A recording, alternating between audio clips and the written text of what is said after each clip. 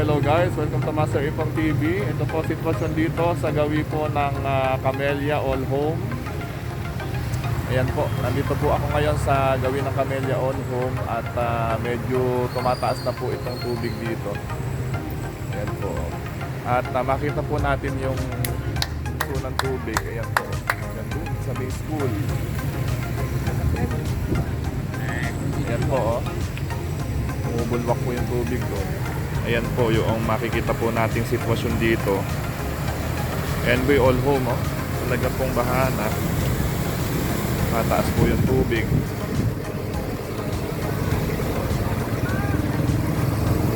Yung tubig, oh. Ang eskwelahan, ayun, tubig na. Ito po ang uhuan doon sa may Mabini Integrated School.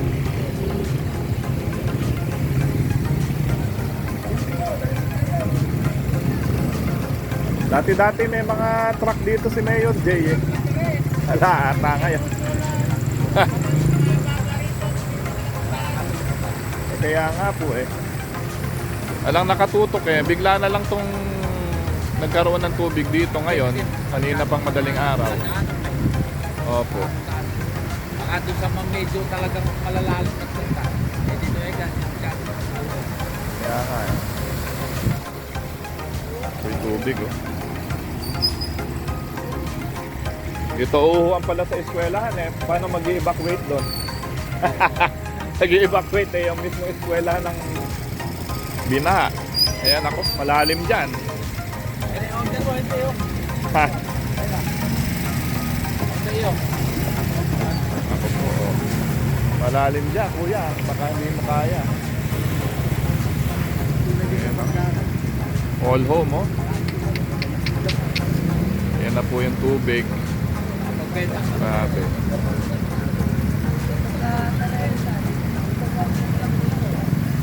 Agos talaga eh. Oh. May ikot po tayo ngayon dito sa Master Ipong TV sa sitwasyon po ng baha. Dito po sa lungsod ng Cabanatuan. May ikot po tayo. Kanina po nasa Nest tayo at may mga lumilikas na po doon na mga taga-Agwas Sur. Po dito yung mga baha.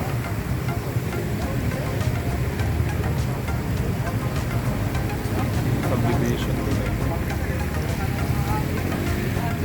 Grabe. Kaya maraming baho dyan.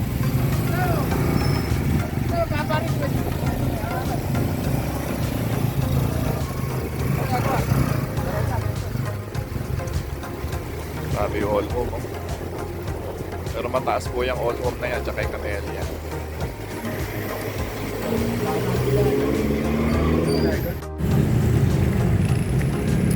Sitwasyon po dito sa Barangay Akpa. Ayan po, mataas na po ang ilog dito. Standby po yung mga truck ni Mayor J. Bako. At sa mga tao po eh lumikas na no? Kasi mataas na po ang ilog.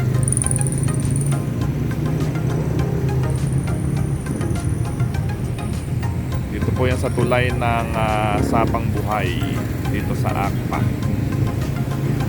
Isa po ang ilog. Dito po tayo at sitwasyon po ng ating kailugan.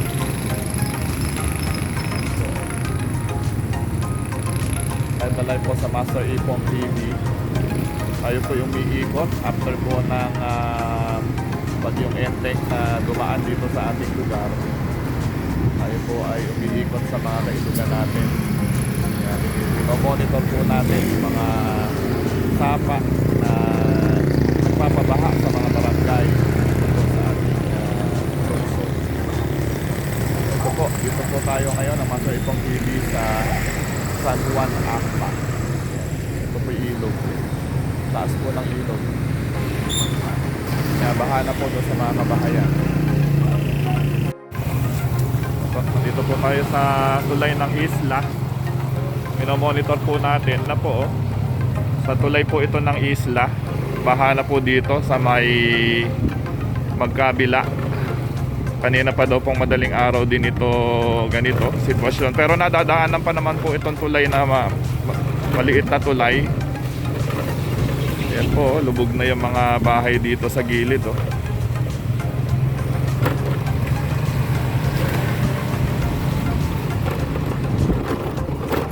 Yan. Yan na po dito magkabila. Ayan oh. Lubog na.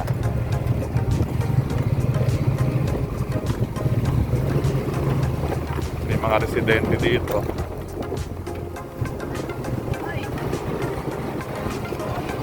So, yan po. Lubog na po dito sa gawi po ng isla. Yan.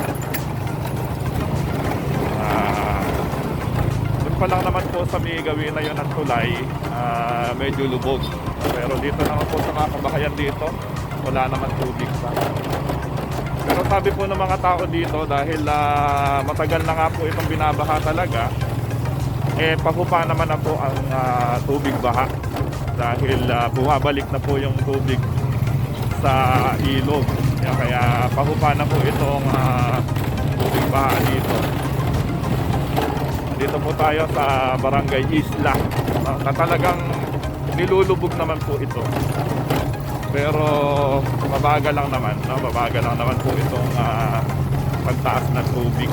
Kaya lagi po nilang na-anticipate na ito pagka po talagang umuulan ng malakas at may bagyo. So kalagayan dito sa Barangay Isla. So dito po tayo sa Baltipuente Bridge at minomonitor po natin ang kalagayan po ng ilog. So sa ngayon po, ayan po ang ilog ng Baltipuente. Ito po yung Upper Pampanga River kung tawagin. Yung ilog po ng Baltipuente at medyo malaki na po ang tubig po dito sa ilog ng Baltipuente. Ayun po, may mga tubig na rin po doon sa gabi po doon at may mga dike naman po ito. May mga dike naman po ito. Itong ilog na ito. Kaya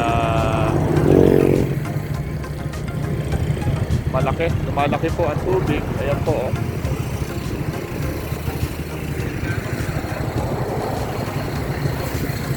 Lumalaki pero mabagal, no? Mabagal po ang pagtaas ng ilog. Kasi po pagka yan pong agos po na yan ay pabuelta, lumalaki. Pero pagka po ang agos ito ay papunta po doon, ay humuhupa naman na po ang pagbaha. Ganun po ang makikita po natin dito na sitwasyon ng ilog po natin. So live na live po tayo sa Master Ipong TV. Andito po tayo sa Baltipuente Bridge. Po tayo at minomonitor po natin yung kailugan dito. So ayan po, kita po natin.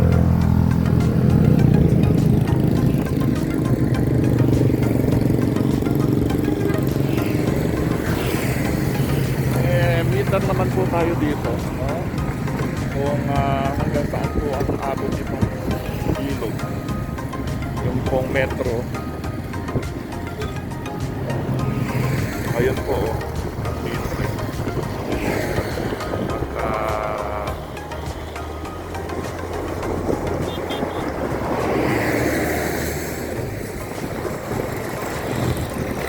Live na live po tayo sa Master Ipong TV. Ito po ang ilog po ng Baltipuente. Nandito po tayo sa Baltipuente Bridge ngayon. Nakita po natin dito. At live na live po tayo dito sa ilog ng Baltipuente. Ito na po yun.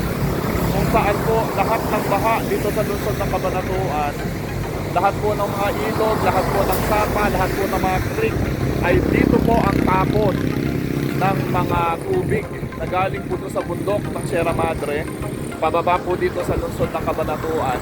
Makikita po natin dito po ang tapon nito papunta doon po sa Upper Pampanga River. Ito na po yung Baltipuente Bridge, ang Upper Pampanga River. Nandito po tayo ngayong kasalukuyan sa Baltipuente Bridge, no? Yan po. Lumalaki po pero mabagal. Tumataas po ang ilog pero mabagal, no? po ang sitwasyon sa ilog po ng Baldipuente.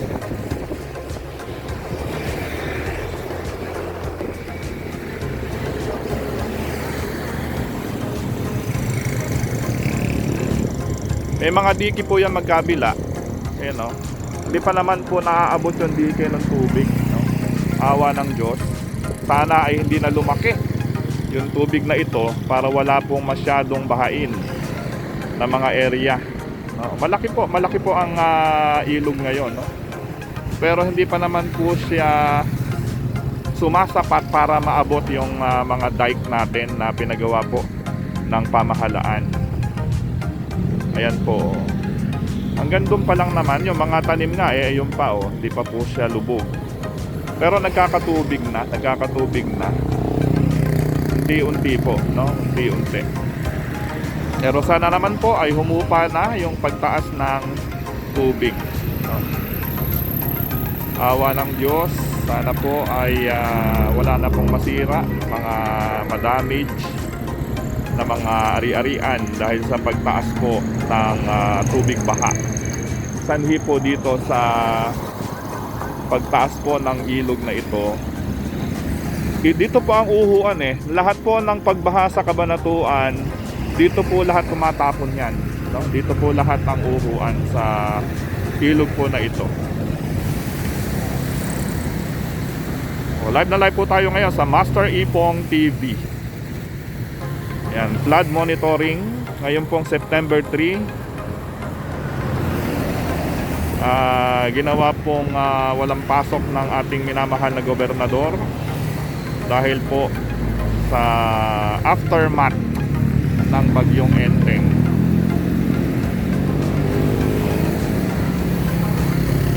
Hindi pa naman po umaabot dun sa spilling level. Ere po yung pinaka-monitor po ng gauge po nila kung ng DRRM po ng Cabanatuan, pero hindi po umaabot pa dun sa flood monitoring. Ayan po. Mababa pa din po ang lagay ng sitwasyon dito po sa ilog ng Baldipuente. At hindi pa po naaabot yung mga dike natin, awa ng Diyos. Ayan po yung tubig, tingnan nyo.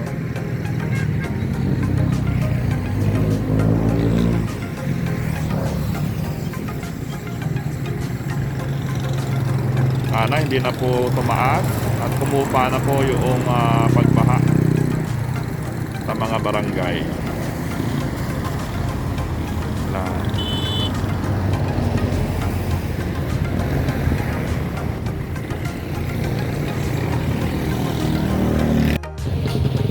So ito naman po yung creek dito sa may Aduas. Ayan, pahupa na po yung tubig, pero nagkatubig po doon sa gawi doon. Pahupa na daw po, sabi po ng mga residente dito. Ayan po, pero nagtaas na po sila ng mga tricycle at mga gamit po dito. Ayan po, ayan. Mababa na, pahupa na, pero nagkatubig doon sa Gawiro, no? Pabalik na yung tubig pag ano pag pasuba mataas, pero ayan mataas na po sila dito. So ayan po, lagay dito ng sitwasyon ng ilog dito sa may Aduas at pahupa naman na po ang ilog. Ayan na po tubig doon sa gawi po doon.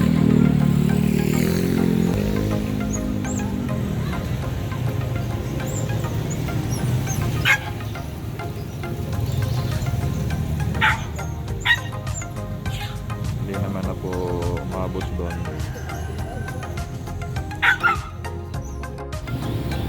Ito po yung sitwasyon ng ilog dito po sa Barangay Nabao Creek. Ayan po, papunta rin po itong Aduas. Ito yung Nabao. So makikita po natin, ito po yung karugtong ng tulay na nandun po kanina, pinuntahan po natin.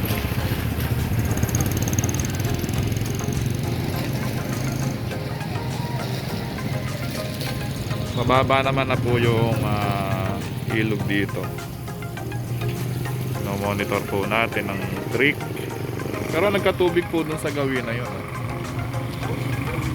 Pero dito wala naman na pong tubig. Hindi na po lumalaki. Papahupa na.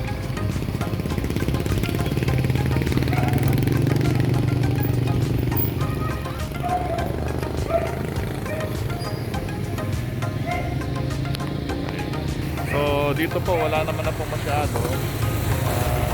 Pahupa na po yung ilog dito po sa Nabao Creek.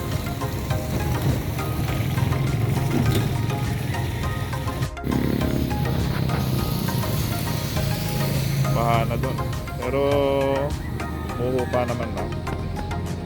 Doon sa may all home na yun, baha na doon.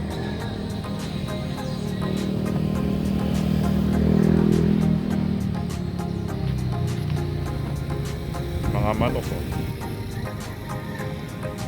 Buti tinanggal yung mga manok dyan.